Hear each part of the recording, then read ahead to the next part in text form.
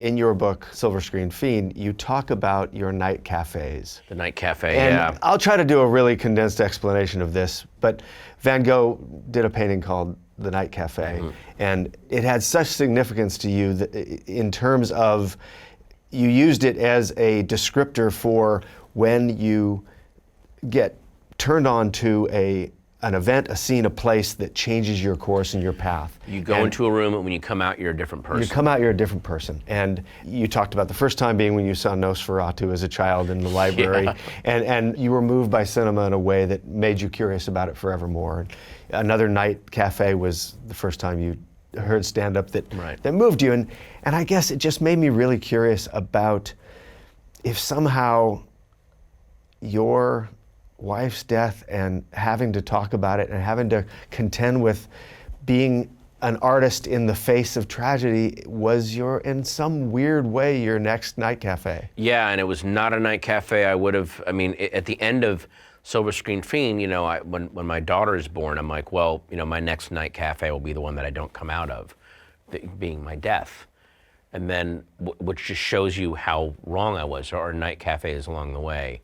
And also, what I point out later in the book was, because I when I was young and I first saw the night cafe, I very much romanticized the tormented artist, that art comes out of insanity and disease and depression, the Edgar Allan Poes, Baudelaire and the Van Rimbaud Goghs. Yeah, all that. Yeah, exactly. So then.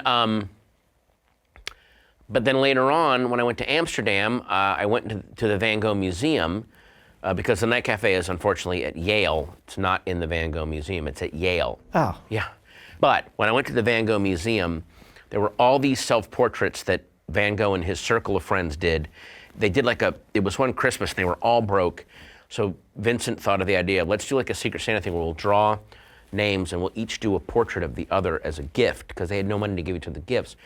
And I started crying because it really put the lie to this guy. Yes, he was a genius and had all this insight, but he also wanted a normal life with his friends. He wanted to have happiness and joy. And I'm at the age now where I don't believe that true creativeness comes out of misery and insanity. That bullshit line of Bukowski's of no writer who could ever write worth a damn could write in peace.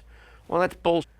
There's plenty of writers who wrote in complete peace and happiness and wrote great stuff. So putting that myth, especially on very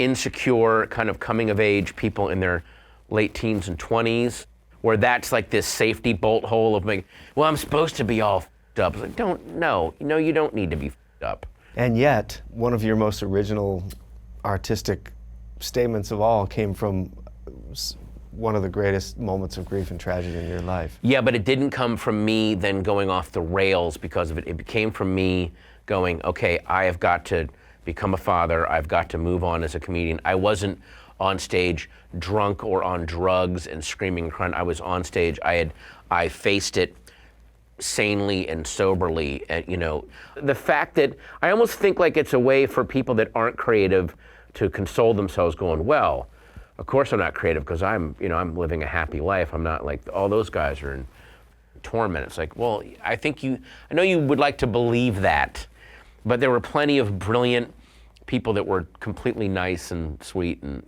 So I hope there are night cafes for everything. I hope that there are night cafes for athletes, for politicians, for I am very, very comfortable with a fundamental shifting of everything that you think you know.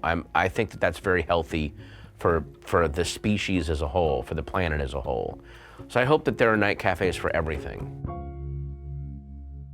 Hey folks, thanks for watching. If you like what you just saw, then why not subscribe? Click right here for lots more off camera. And if you want to see the hour-long version of these conversations, I'm going to give you the secret link. Here it is, offcamera.com. Check it out.